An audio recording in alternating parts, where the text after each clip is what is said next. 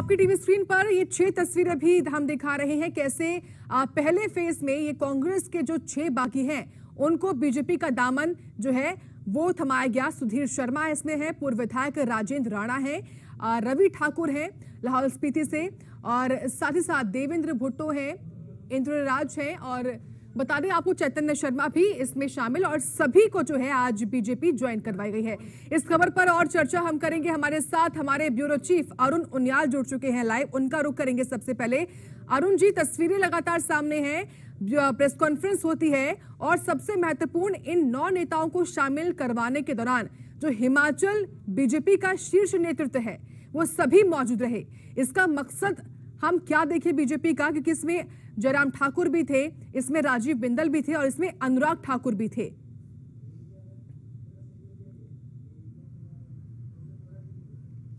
देखिए साक्षी, आपने हिमाचल के तमाम बड़े नेताओं का जिक्र कर दिया, लेकिन आप एक चीज भूल गए। हिमाचल से ही रिश्ता है राष्ट्रीय अध्यक्ष जगत प्रकाश नड्डा का, और सूर्य समाचार ने सबसे पहले इस बात को जाहिर कर दिया था कि ये जो पिक्चर फ्रेम दिखाने की कोशिश की जाएगी जब 6 कांग्रेस के बागी नेता होंगे और 3 निर्दलीय भाजपा में शामिल होंगे, तो एक बड़ी भूमिका में हमें केंद्रीय मंत्री अनुराग ठाकुर नजर आएंगे। साक्षी, इस बात का इशारा समझिए, यानी हिमाचल प्रदेश में अगर कांग्रेस को सरकार को गिराने की कोशिश और उसको लेकर सवाल भाजपा पर खड़े होते हैं तो भाजपा के शीर्ष नेतृत्व पर कोई सवाल नहीं उठेगा। केंद्रीय मंत्री अनुराग ठाकुर हैं, नेता प्रतिपक्ष जयराम ठाकुर हैं, पार्टी के अध्यक्ष राजीव बिंदल हैं, और उनके साथ कांग्रेस के ये नाराज चेहरे हैं। ये नाराज चेहरे हैं, उनके जरिए कुछ कहलवाया गया। कहलवाया क्या गया? कहलवाया ये गया कि कांग्रेस का जो सबसे बड़ा आला कमान है गांधी परिवार, बिल्कुल साफ तौर पर राजेंद्र राणा ने कहा कि ये सुनते नहीं हैं।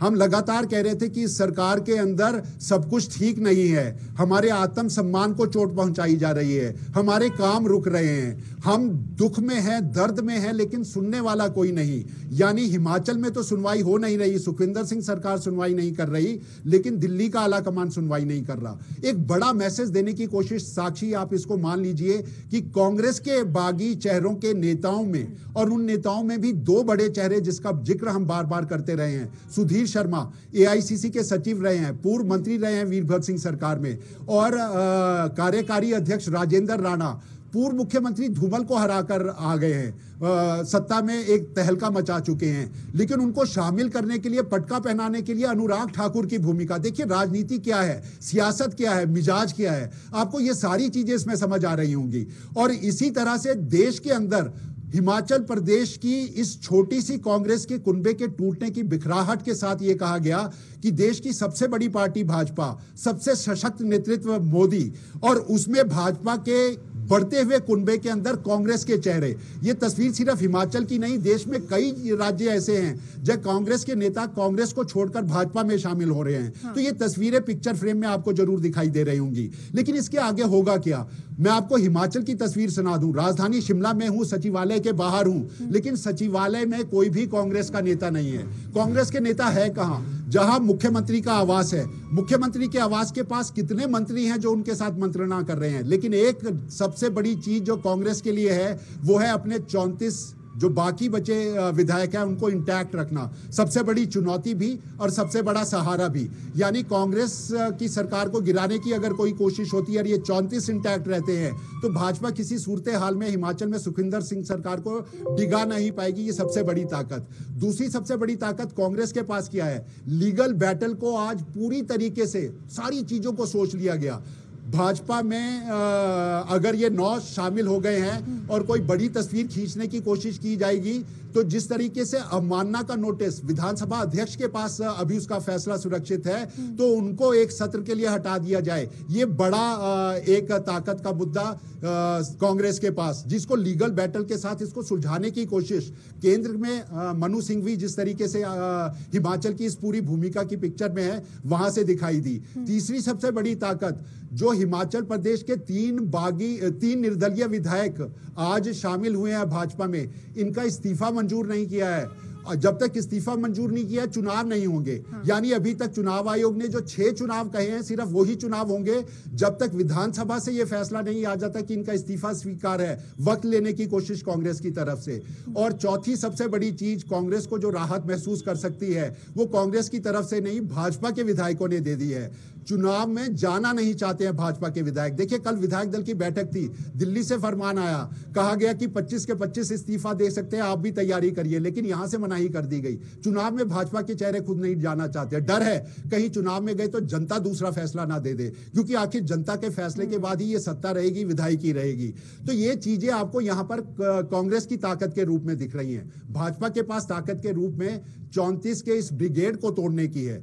संवैधानिक तौर पर अगर राज्यपाल के पास जाना है तो हेड काउंट को दिखाने की है। हेड काउंट है किसके पास? 34 कांग्रेस के तो इंटैक्ट हैं। कांग्रेस लगातार ये बात कह रही है कि हम 34 इंटैक्ट हैं और इसमें से कोई बिछड़ने वाला नहीं। जब तक उसमें सेंधमारी नहीं करती भाजपा तब तक होगा नहीं। भाजपा की तरफ से दावा किया जा रहा है 5 और कांग्रेस के नेता हैं, वो कभी भी आ सकते हैं, लेकिन 5 से ये नंबर गेम फिर भी बदलने वाला नहीं। बड़ी ताकत चाहिए होगी। कानून क्या कहता है? दल बदल कानून कहता है 1/3 अलग पार्टी, अलग नाराज चेहरों की, 2/3 भाजपा में शामिल होने की। संवैधानिक तौर पर यह बिल्कुल साफ है, लेकिन इस खेल के साथ सुखविंदर सिंह सरकार गिर जाएगी ऐसा नहीं है। तो अभी वक्त इंतजार इस बात का कि ये 9 कब हिमाचल में आते हैं, भाजपा क्या बड़े झटके की बात तो कर ही रहे हैं कि कांग्रेस पार्टी को बड़ा झटका मिला है जिस तरीके से 6 बागी शामिल हुए बीजेपी में। लेकिन क्या आने वाले वक्त में बीजेपी के लिए चुनौती रहने वाली है?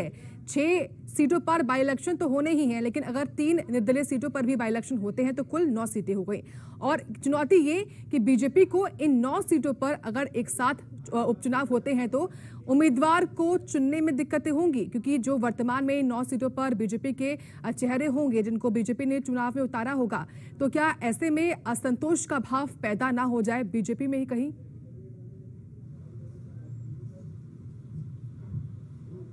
साक्षी बिल्कुल सही कह रही हैं आप। देखिए हिमाचल प्रदेश में चुनौतियां अगर कांग्रेस के सामने हैं सरकार को बचाने की, मुख्यमंत्री को कुर्सी को बचाने की, भाजपा के पास भी कम नहीं है। 6 पे चुनाव होता है तो भी 6 के 6 जीतनी पड़ेगी, 9 पे चुनाव होता है तो भी 9 के 9 चुनाव जीतने पड़ेंगे। लेकिन 9 चुनाव जीत जाएंगे, वो भी ऐसे में जब कांग्रेस की पीठ पर छुरा घूम कर गए हुए कांग्रेस के नेताओं को क्या विजय मिल पाएगी अगर इनको टिकट मिलता है। पहले तो यह है कि टिकट सबको मिलता है या नहीं मिलता, या कोई और फॉर्मूला तय कर लिया गया है। सुधीर को लोकसभा चुनाव लड़ा दिया जाएगा, रवि ठाकुर को जो है ट्राइबल कमीशन का चेयरमैन बना दिया जाएगा। ये तमाम चीजों की चर्चाएं यहां पर है, लेकिन चुनाव जीतना तो पड़ेगा।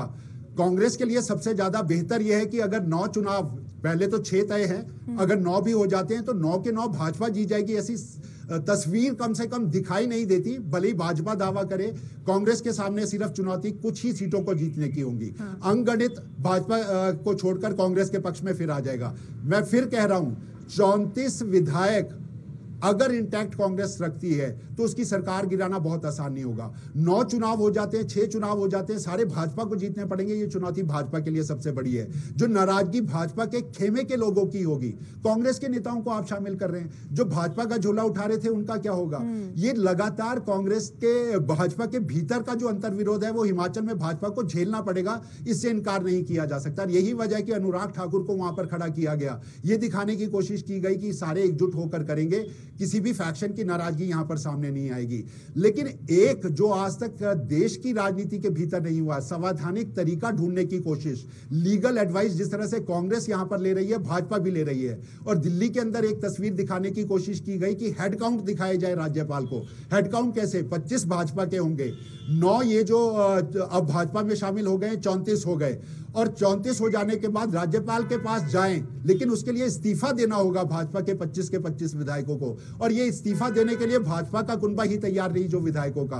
तो चुनौतियां कई हैं, खेल कई हैं, लेकिन सियासत में अभी इंतजार। हिमाचल प्रदेश राजधानी में क्या ये 9 नेता आज राजधानी पहुंचते हैं, कल पहुंचते हैं? कहा जा रहा है आज पहुंचेंगे। भाजपा एक जश्न मनाएगी, एक बड़ा चेहरा दिखाने की बात करेगी। कांग्रेस की टूट हिमाचल में नहीं पूरे देश में दिखाने की कोशिश करेगी। केंद्र का आला कमान कांग्रेस का सुनता नहीं है, ये दर्शाने की कोशिश करेगी। ये सभी खेल जो है लेकिन अरुण जी, जिस एडजस्टमेंट की बात आप कर रहे हैं कि बीजेपी हो सकता है कि रवि ठाकुर को ट्राइबल कमीशन का हेड बना दे या फिर सुधीर शर्मा को लोकसभा का चुनाव लड़वा दे, क्या ये एडजस्टमेंट, कितनी संभावनाएं हैं इस एडजस्टमेंट की, और क्या ये वजह भी समझे कि बीजेपी ने अभी 2 सीटों पर अपने उम्मीदवार नहीं उतारे?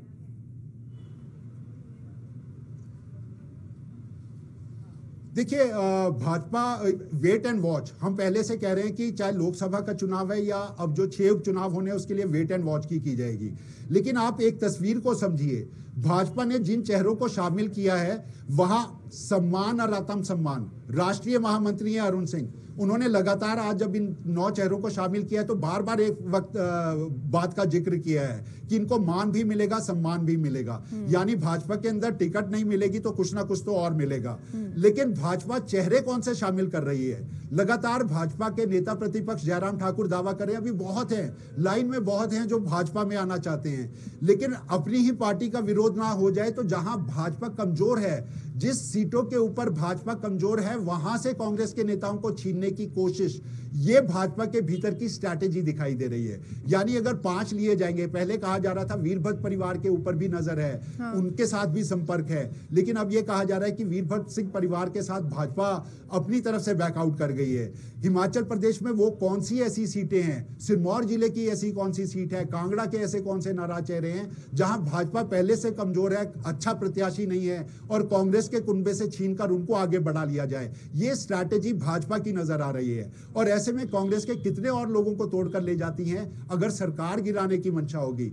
हमने साक्षी का पहले भी जिक्र किया था कि भाजपा का आला नेतृत्व जो दिल्ली में बैठा है वो कहीं नहीं चाहता था कि ये सूरत हाल हिमाचल में अभी पैदा हो जाए। वो चाहता था लोकसभा चुनाव हो, उसके बाद देखा जाएगा हिमाचल में क्या करना है। इस सरकार को गिराने का लांछन और दाग भाजपा का सशक्त आला कमान नहीं लेना चाहता था। और यही वजह, आज पिक्चर फ्रेम में आपने तस्वीरें देखी होंगी ना, आपको राष्ट्रीय अध्यक्ष जगत प्रकाश नड्डा दिखे, हिमाचल से संबंध रखते हैं, पार्टी के अध्यक्ष है, इतने बड़े चेहरों की वहां पर सुनवाई की जा रही है। अनुराग ठाकुर को खड़ा कर दिया गया, नेता प्रतिपक्ष जयराम ठाकुर वहां थे, राजीव बिंदल वहां पर खड़े थे। यानी हिमाचल के नेताओं के जरिए ये भाजपा हिमाचल की फूट, कांग्रेस की फूट, उसको दिखाने की कोशिश करिए। बड़े नेतृत्व के ऊपर कोई सवाल ना उठे, बड़े भाजपा के स्ट्रैटेजी के ऊपर कोई सवाल ना उठे, ये बिल्कुल चीजें हमको साफ निश्चित तौर पर। और अरुण जी, इसीलिए बीजेपी ने तमाम जो चीजें वो सब कुछ सोच समझकर जो है वो तय की थी। शुक्रिया आपका विस्तार से इस खबर पर चर्चा करने के लिए।